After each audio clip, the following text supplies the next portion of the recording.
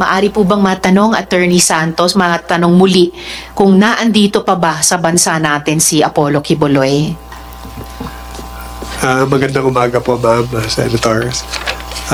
Based on our records po as of to date, ang last po na flight ni Apollo Quiboloy po ay dumating po siya noong July 22, 2023. So, based on our records, nandito po siya. Sinasabi sa amin ni Pastor Quiboloy na pag lumabas ka, sa gate na yan, imperno na yan. Imperno na raw po. Hindi lang daw po nakikita namin physical, pero sa spiritual, imperno na raw po yan. Pag mag-glorified ka, parang si Jesus Christ po, naalala 3 days yung nag-ascend po siya, nabuhay siya muli. Yun po yung glorified body na ni Jesus Christ, na hindi na po yun mamamatay. Yung may kapangyarihan ka po, anong sasabihin mo, parang Diyos ka na rin. Kung magagawa ka ng anong sasabihin mo, magagawa na, magmamaterialize. At labas-pasok ka na po sa pader.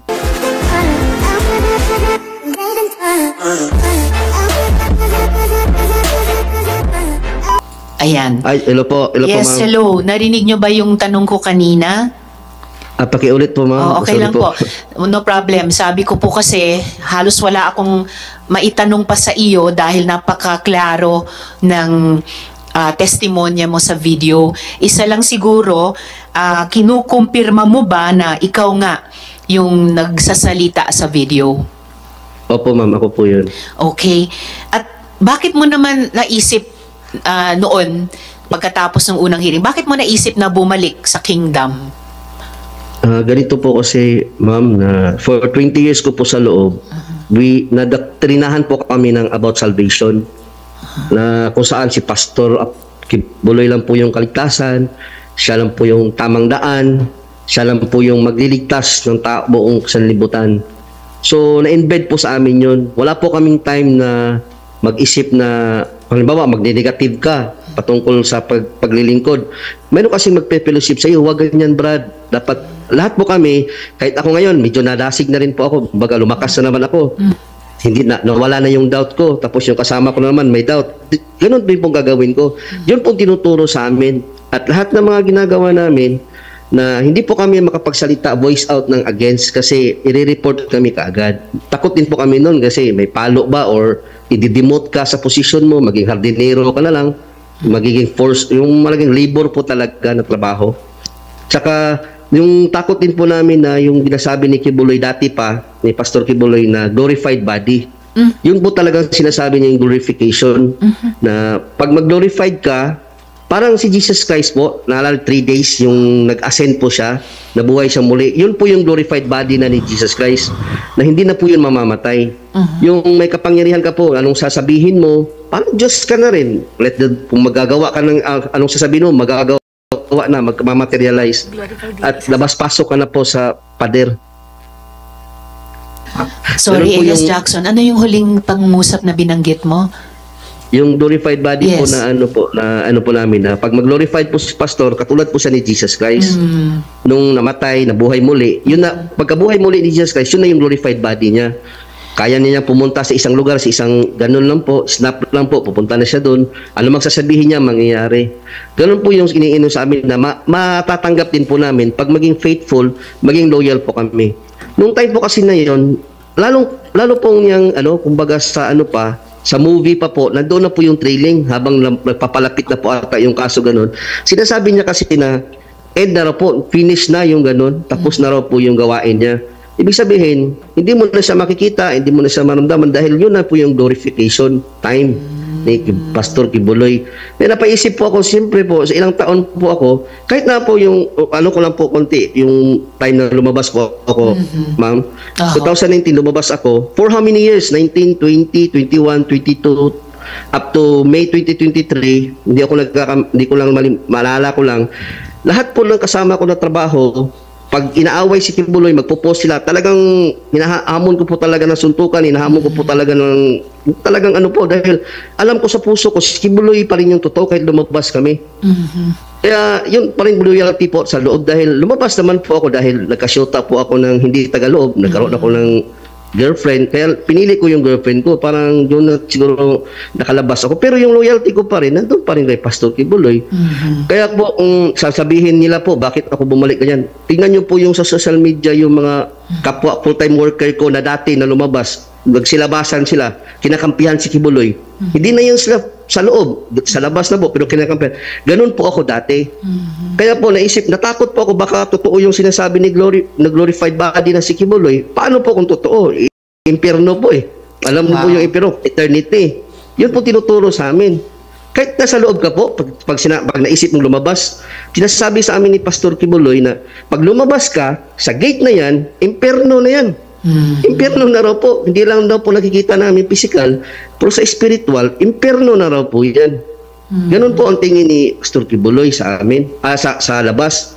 Kaya po, wala daw po kami magagawa kung wala siya. Dahil sa labas daw, magtatrabaho kami, kakain kami lang bibili. Sa loob daw, kain-tulog lang kami. Pero sinasabihan po kami na wala daw kaming utang na loob. Samantalang, kung kukwentahin ko po yung naibigay ko po siguro, aabot din naman siguro ng 1 milyon nung naibigay ko kay Kibuloy. Solicitation, caroling, yung nagtitinda kami. Since 15 years old po ako. Wow. 15 years old, second year high school lang po ako nung time na yun. Noong 2004, yung Jose Maria Academy dati, sabi niya, natayo tayo ng school. Pag natapos yung Jose Maria Academy, hindi pa po yung Jose Maria College. Lahat namang hindi nakapag-aral, paaralin ko. Kahit i-check niyo po yung Jose Maria College na ngayon, ilang full-time worker na nakapag-aral dyan. Yung pagbaliktad ko naman po, pumunta talaga ako kay Inting Gadada. Siya na po yung barangay captain doon. Pinagkakatiwalaan po yan ni Pastor Kibuloy. Kino-confirm ko po yan sa harap ng Diyos at sa harap ng sambayan ng Pilipino nakikinig ngayon. Okay. Kung puso ko po sana na madam, na talagang baliktad ako, ko po na. Buti na lang, hindi ko po naibigay yung mga number ng mga natin, staff natin. Buti na hindi ko nabigay yung info kung saan sila. Baka kasi mangyari. Buti na lang nakabanggit siya ng patayan kaagad. Yeah. Yun po, attorney, kaya nagkaroon po ako ng saka yung mga kasama ko namatay, sila Simon Tagnipis, sila ni Elsa Bolivar, at saka sila ni yung Pasyol, si Raymond Pasyol. Nakataon po ba yun na baril, patay talaga, okay lang siguro sakit, pero babarilin. Sabihan ka man, baka may running in tandem na tatabi sa amin. Kaya nga mga testigo. At katulad yan, Elias Jackson, sa sinabi din kanina ni Elias David na meron din siyang 3 kasama dati na lahat patay na, 2 bala din sa ulo. And yung nami-misteryosohan talaga ako kanina dun sa sinabing glorified si Kibuloy. Napapaisip tuloy ako ang glorified kaya pwede pang isabpina. Mga kailangan namin i-check sa rules ng Senate. So, Elias Jackson, may nabanggit ka nga 2 beses na na pangalan ng sinabi mong mga pinatay.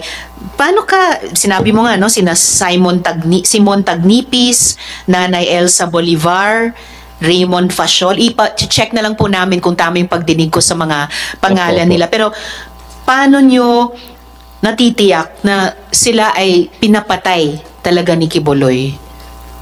Actually po, ma'am, nung nasa loob po ako nung pagkamatay ni Raymond Fasiol, yung 2, nalaman ko na lang po nang nasa labas ako. Yung si Simon Tagnipis po, alam niyo po nangyari kay Simon Tagnipis. Nagla-live po kasi siya sa social media. Tinitira niya si Kibuloy. Alam niyo po ba yung galit namin kay Simon? Galit na galit kami pag makita namin si Simon. Talagang gaganin niya. Lahat ng mga masamang pag-iisip labang kay Simon, siniisip na namin yan kasi tinitira si Pastor Kibuloy. Ba't niya tinitira? Dati sa loob. Ganun po. Ngayon, nabilitaan namin for a few months, patay na siya. Alam niyo po ba, natuwa pa kami. Ako, buti na lang. Na-judgment siya. Ganun ang feeling namin. Ganun po. Yung sila Ate Elsa Bolivar at saka Nanay Elsa at saka si Raymond, nasa labas na po ako nung nalaman ko. Yung kay Simon lang po talaga, natuwa pa kami. Mayroong angel of death na pumunta sa kanya. Mayroong judgment ng Panginoon tulad ng sinasabi ni Pastor Kibuloy. Ganun po ang mga niya. Ngayon po, na-realize ko nung sinabi nga ni Enteng, kapitan ngayon sa Tamayong, doon ko po at saka si Enteng din po pala, yung siya rin na mamalo sa amin dati. Ilang daang worker na pong napalo niyan. Dahil ang mga kasalanan, yung nagkasyuta ka lang, 100 ng palo sa iyo, 120. Sa mga lalaki, yung mga babae, 60 to 80. Palo talaga yung pahadapain ka, tapos palo talaga. Yung pong ano namin, tapos papasuotin kami ng orange na t-shirt, yung may SS sa likod, araw-araw yan. Ano yung Natapos SS? yung serpent seed po, ibig sabihin. Serpent seed. Ayan. Ka-orange po kami yan.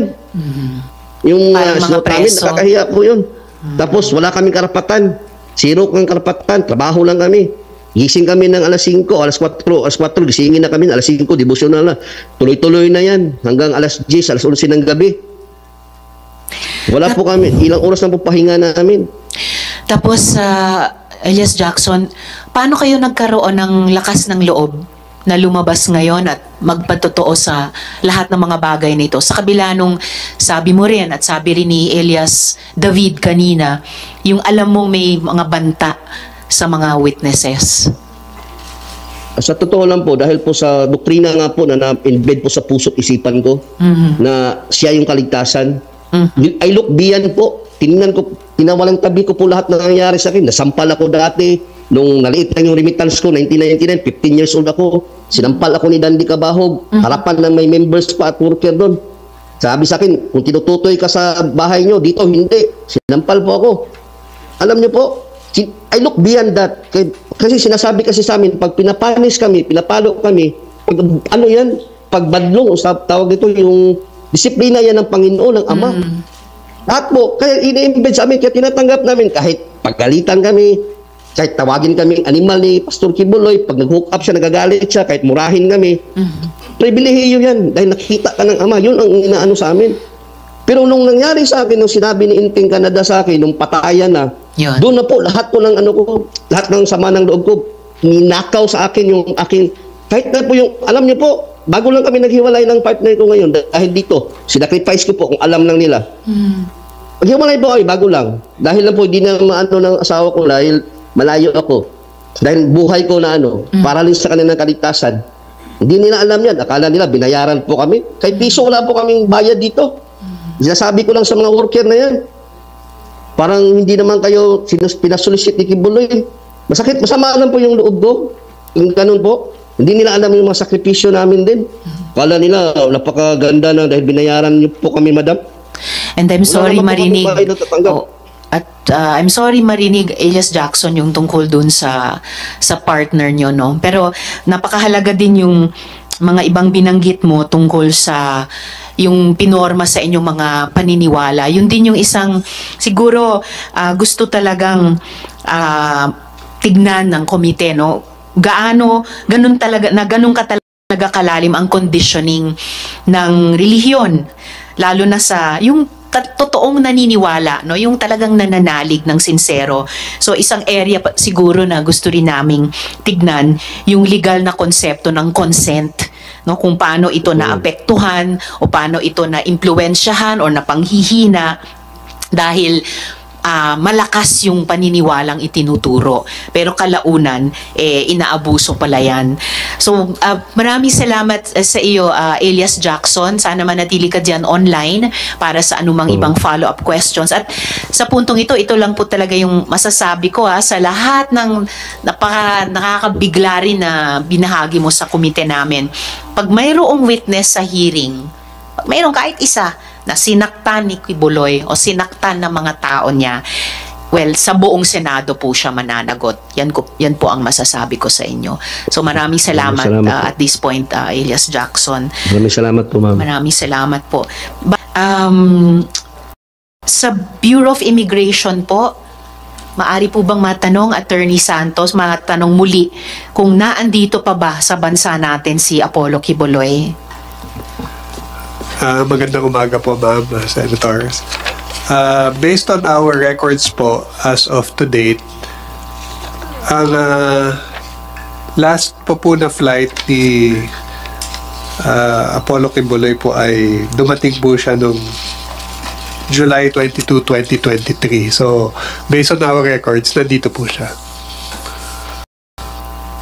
Alright, salamat. So, wala po kayong official na kaalaman dun sa isang balitang lumabas na di umano ay lumipad na siya or tumakas papuntang ibang bansa. Tama po, wala po sa records namin yan. Salamat, Attorney Santos.